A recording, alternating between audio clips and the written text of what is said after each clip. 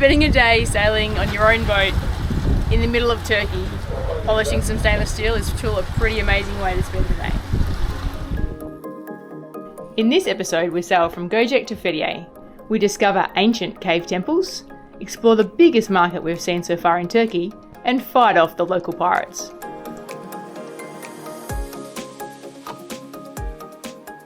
Al has just swum ashore to let the lines go so we can get out of here, but it is a beautiful day.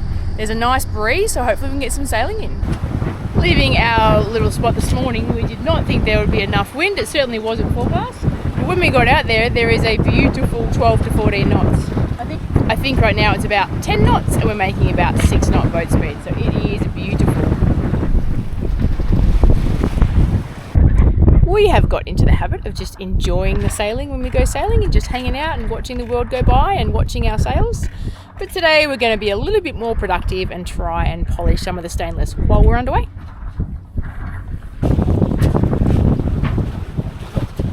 Somehow we have accidentally joined a boat race. Ooh, it looks like a boat race. There's a whole bunch of boats going from Fethiye to Gocek, and so we just wanted to spend some hours sailing, and somehow we have ended up in the middle of them all. I'm not really sure if it's a race or not, but it sure feels like it.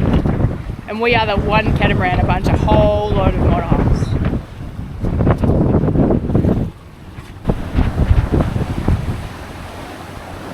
Polishing complete. Well, my hands have never been polished.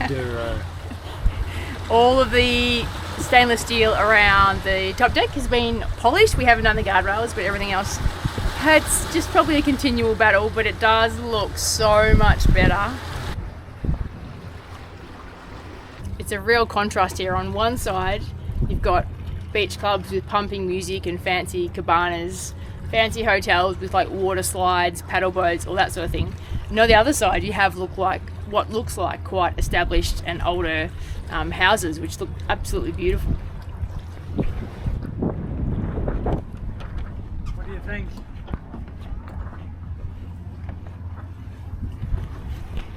We are safely anchored in Fethiye. We think this is the new anchorage area, the ones on the charts and the ones in Navily, which is the app that tells you about all the places. We've heard it wrong. We've heard people get fined. It seems to be pretty common here in Turkey that things change quite rapidly and no one can quite keep up. So we have gone to an anchorage that other people have talked about being the right one according to the Coast Guard, and also there's other boats here. So we've got ourselves right in the middle of a bunch of other boats, safety in numbers. But now we have an electrical problem on our windlass, which is what picks our chain up and lets it go again. It's not counting correctly, so it's not giving us distances, and it keeps shorting out. So we have to do some wiring. So we're putting on our best electrician impersonations to try and get it fixed. Yeah, and now I'm peeling it all back. Yeah, of course we showed you. Okay. Oh my god, that place is just disintegrating. Off. Sensor status off. We think we fixed it. We're not totally sure. It's working and not stopping, so that's a good sign that the sensor's okay. However, the counter's not playing the game exactly, but that might be because we already have the chain largely out. So time will tell, but so far so good. We're calling that fixed for now. I wouldn't normally talk about food, but there is some food from back home we are missing, and one of those is a curry. In Gocek supermarket was the first time I had seen coconut cream or coconut milk. So we took the advantage, we paid a stupid amount of money for 1 can of coconut cream, and tonight we're making a curry. But it's still really hot, so I'm doing all the prep outside. Okay, the veggies are prepped. Slight problem is we forgot to take the chicken out of the freezer, so now we have to wait a little while for the chicken to defrost. Luckily it's quite warm, so fingers crossed it won't take too long.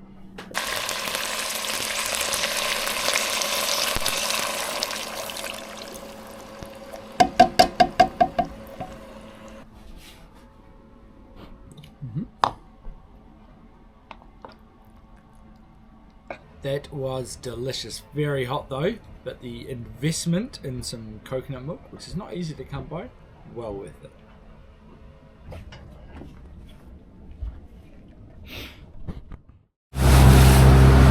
The anchorage at Fethiye is an absolute mill pond this morning. It is beautiful and flat. We're heading into town to have a look. The town is big enough to have a tourist information centre, so we're going to go there first. I think it's on the waterfront. But the first job of any new town is to find a spot to leave a dinghy both safe and not going to get us in trouble.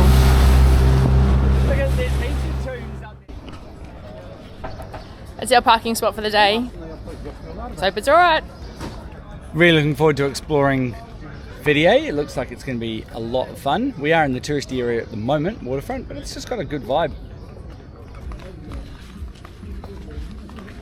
That's the piratiest of pirate ships.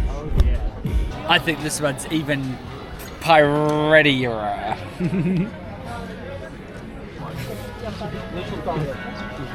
Why break with tradition? Leap to Rome. Tourist Information Office closed. It seems to be, I think, although we did know there was a risk because it is the 3rd or 4th day of like a massively long public holiday. So, yeah, oh well. I think we've found the pub and nightclub district. Much quieter at 10:30 in the morning than I'm guessing it would be at night.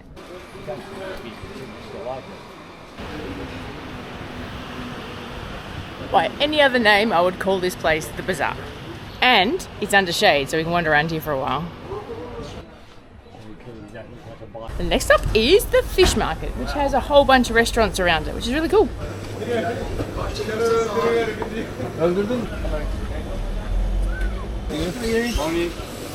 Oh, nice size brim. How are you? Good, thank you.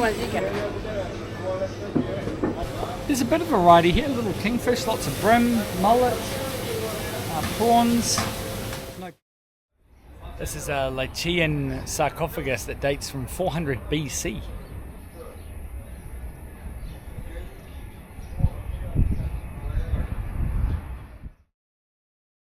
It's market day. We are going to check out the local market here in Fethiye. It is still a public holiday as part of the longer public holiday that's on, so fingers crossed the market is still pumping. Ready for market day? Ready for market day. We love market day. And we had a stroll around the empty market grounds yesterday and it looks like it could be huge. What are you after at the market? Coffee. No, that's what I'm after. Goslemies. I'm after fruit and veg because our fridge is looking pretty sour. Oh, at the yeah, moment. we'll get some fruit and veg too. Fruit and veg might be handy.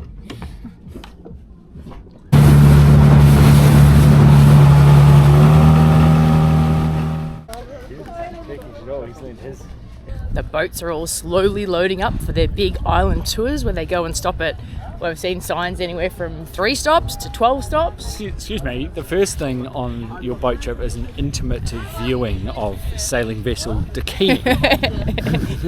Yeah. Guaranteed to get you within 3 metres of sailing vessel Dakini during your tour. It does feel a little bit like some of the tour boat captains around here have a bit of a game of how close they can get to all the privately anchored boats out there.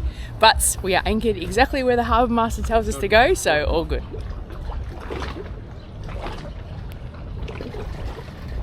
Looks like we're in the arts and crafts section nearest the waterfront.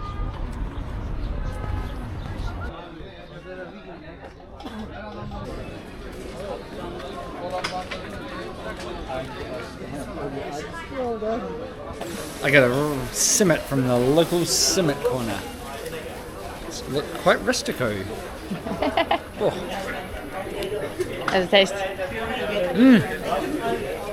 They all taste the same. Delicious. If you like sesame seeds, you'll like those things.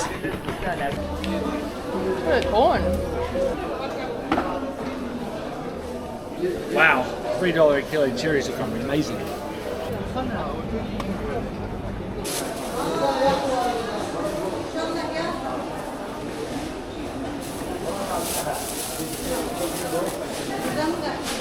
They're your favourite, I think. Yeah, I like these ones with the grilled stripes.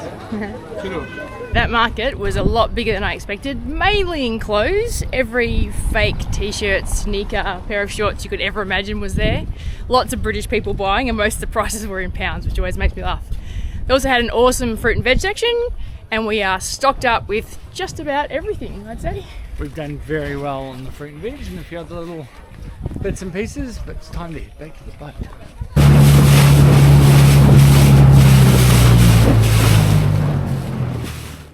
Here's today's haul. Pretty impressive.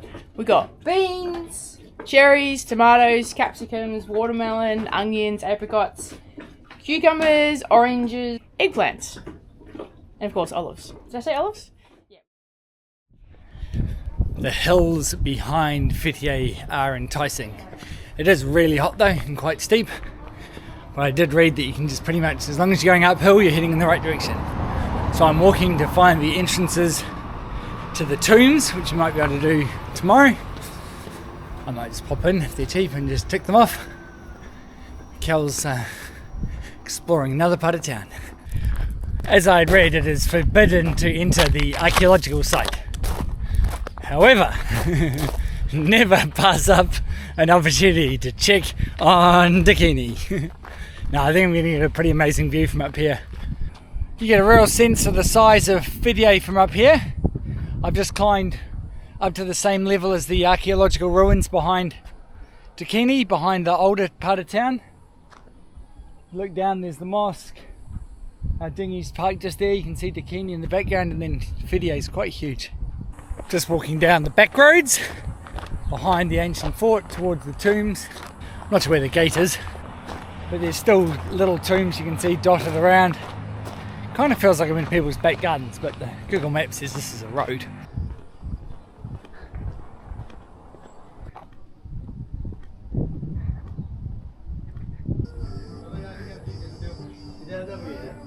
That's it up there behind me. I'm going to go find Kel, see if she's keen to do it tomorrow. It's 105 lira, €3 to get it. All the little ones just here are probably more fun actually. They're all smaller versions of the really big one. As predicted, we have come back to do this place properly. Hot day today. We're just looking up in the tombs. They look like they're in the shade, which might be handy. We have paid the 105 lira or €3 entry fee, and we're going to go up and have a look at the main tomb.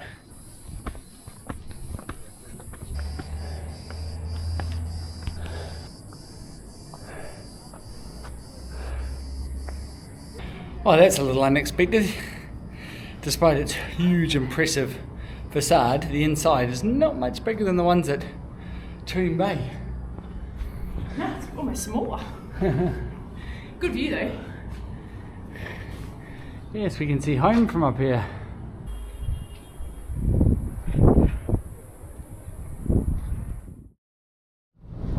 We have left Fethiye. We went via the ECE Marina this morning for our ritual pump out, 200 lira, 34 litres. Really handy alongside by Kel. Got out pretty well too. Yeah, we're going to sail, hopefully sail, there's not a lot of wind, further down the coast, east.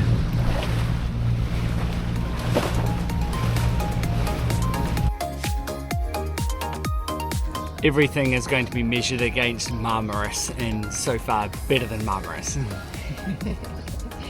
Although this is meant to be smaller than Marmaris, so I was a bit confused. Maybe the stats are wrong. Maybe I'm reading the wrong Wikipedia page.